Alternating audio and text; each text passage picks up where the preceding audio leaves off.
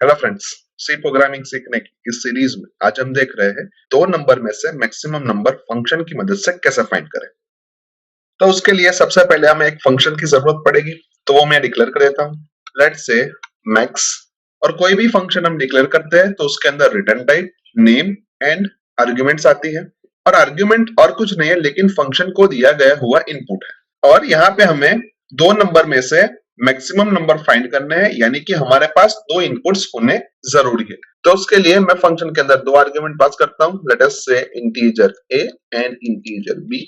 और इन दोनों नंबर में से मुझे मैक्सिमम नंबर फाइंड करना है, तो नेचुरली फंक्शन हमें इंटीजर वैल्यू ही रिटर्न करेगा। यानी कि अब फंक्शन का डिक्लेरेशन कुछ ऐसा हो गया कि integer max in the bracket integer a comma integer b।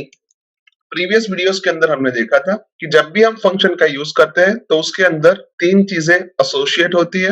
एक फंक्शन का डिक्लेरेशन, दूसरा फंक्शन का डेफिनेशन और तीसरा फंक्शन का कॉलिंग। यहाँ पे हमने ऑलरेडी फंक्शन डिक्लेरेशन कर दिया है। तो फंक्शन डेफिनेशन के बारे में सोचे तो फंक्शन डेफिनेशन के अंदर, फंक्शन डिक्लेरेशन के अंदर जो भी चीज आती है वही चीज हमें लिखनी पड़ेगी। यानी कि integer max, integer a and integer b। अभी फंक्शन के अंदर दो आर्ग्यूमेंट्स है, यानी कि हम फंक्शन को ऑलरेडी इनपुट्स प्रोवाइड कर रहे हैं, यानी कि इनपुट वेरिएबल्स फंक्शन के अंदर डिक्लेयर करने की जरूरत नहीं है। सेम वे फंक्शन की रिटर्न टाइप भी इंटीजर है, यानी कि फंक्शन के द्वारा हमें कुछ आउटपुट मिल रहा है। तो हम ऐसा कह सकते हैं कि हमें फंक्शन के अंदर आउटपुट वेरिएबल भी डिक्लेयर करने की जरूरत नहीं है। अभी दो नंबर के अंदर से मैक्सिमम नंबर हमें फाइंड करना है, तो उसके लिए हम चेक करेंगे कि पहला नंबर यानी कि a दूसरे नंबर यानी कि b से बड़ा है। और अगर ये स्टेटमेंट सही है यानी कि हमारा इफ ब्लॉक एग्जीक्यूट होगा, तो हम सिंपली एक स्टेटमेंट लिख देंगे कि रिटर्न a। और अगर हमारी कंडीशन गलत है तो हम एल्स ब्लॉक के अंदर जाएंगे, यानी कि हम ऐसा कह सकते हैं कि a b से बड़ा नहीं है, तो उस वक्त हम b को रिटर्न कर देंगे। अब हमारे फंक्शन की डेफिनेशन पूरी हो चुकी है। तो अभी हम मेन के बारे में सोचे तो मेन के अंदर सबसे पहले हम CLR SCR लिख देते हैं ताकि हमें कोई प्रीवियस आउटपुट दिखाई ना दे, और लास्ट में हम गेट ch लिख देते हैं।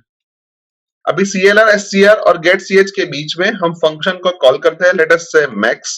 और मैक्स नाम का फंक्शन दो आर्ग्यूमेंट्स इनपुट के तौर पे ले रहा है, यानी कि हमें यहाँ पे दो आर्ग्यूमेंट पास करनी पड़ेगी। तो लेट अस से मैं उसको लिख देता हूँ कि a, b। और अगर हम फंक्शन की डेफिनेशन को ध्यान से देखें तो फंक्शन के अंदर a और b इंटीजर टाइप से डिक्लेयर किए गए हुए हैं, तो हमें यहाँ पे दो वेरिएबल की जरूरत पड़ेगी, let's say integer a and integer b। अभी ये दोनों वेरिएबल की वैल्यू गार्बेज होगी, तो इसी वजह से हम उसको यूजर के पास से रीड करवा लेते हैं। और यूजर के पास से रीड करवाने के लिए हम स्कैनफ स्टेटमेंट लिखते हैं, जिसके अंदर हम मैसेज दे रहे हैं %d address of a। Same way दूसरा एक स्कैनफ स्टेटमेंट लिखते हैं जिसके अंदर हम मैसेज दे रहे हैं %d एड्रेस ऑफ b। और दोनों स्कैनफ के ऊपर हम एक प्रिंटफ स्टेटमेंट लिख रहे हैं, जिस प्रिंटफ स्टेटमेंट के अंदर हम मैसेज दे रहे हैं एंटर a। और दूसरे स्कैनफ के ऊपर भी हम एक प्रिंटफ स्टेटमेंट लिख रहे हैं और वहां पे हम लिख रहे हैं कि एंटर b। अभी फंक्शन हमें कुछ रिटर्न कर रहा है, यानी कि अगर हमें फंक्शन के द्वारा रिटर्न की गई हुई वैल्यू को स्टोर करवाना है तो हमें एक और वेरिएबल की जरूरत पड़ेगी। लेट अस से मैं यहाँ पे लिख देता हूँ कि c, यानी फंक्शन जो भी रिटर्न करेगा वो c के अंदर आके स्टोर हो जाएगी।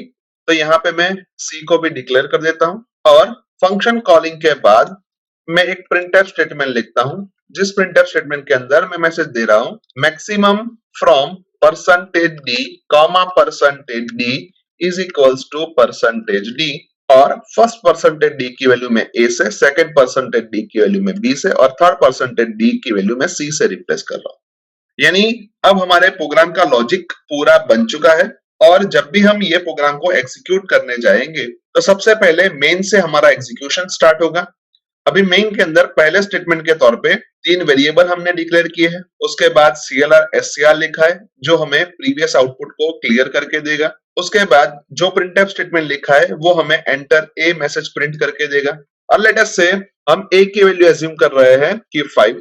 उसके बाद वाला प्रिंटफ स्टेटमेंट हमें एंटर b मैसेज प्रिंट करके देगा। और लेट अस से हम ऐसा एज्यूम कर रहे हैं कि b की वैल्यू हम 7 एज्यूम कर रहे हैं। उसके बाद हमने फंक्शन को कॉल किया है, यानी कि उस वक्त हमारे मेन का एग्जीक्यूशन थोड़ी देर के लिए सस्पेंड हो जाएगा और हमारा कंट्रोल मैक्सिमम नाम के फंक्शन के ऊपर चला जाएगा, जहां पे a के अंदर 5 आके स्टोर हो जाएगा और b के अंदर 7 आके स्टोर हो जाएगा। और फंक्शन के अंदर जो हमने इफ स्टेटमेंट लिखा है उसके अंदर हमने जो कंडीशन लिखी है वो चेक होगी। अभी इस केस में 5 ग्रेटर देन 7 चेक होगा, जो कि गलत है, यानी कि हम एल्स ब्लॉक के अंदर जाएंगे और एल्स ब्लॉक के अंदर से हमें b की वैल्यू रिटर्न होके मिलेगी, यानी अल्टीमेटली इस केस में फंक्शन हमें 7 रिटर्न करके देगा और वो 7 c के अंदर आके स्टोर हो जाएगा। यानी कि जब हम उसके बाद वाले प्रिंटफ स्टेटमेंट को एग्जीक्यूट करने जाएंगे तो हमें कुछ ऐसा मैसेज मिलेगा कि max from 5 and 7 is equals to 7 और उसके बाद लास्ट स्टेटमेंट के तौर पे हमने गेट ch लिखा है, जिसका एग्जीक्यूशन खत्म हो जाने के बाद हमारे मेन का एग्जीक्यूशन भी खत्म हो जाएगा। सो अभी इसी चीज को हम टेस्ट कर लेते हैं। तो उसके लिए मैं प्रोग्राम को सेव करता हूं, उसके बाद प्रोग्राम को कंपाइल करता हूं।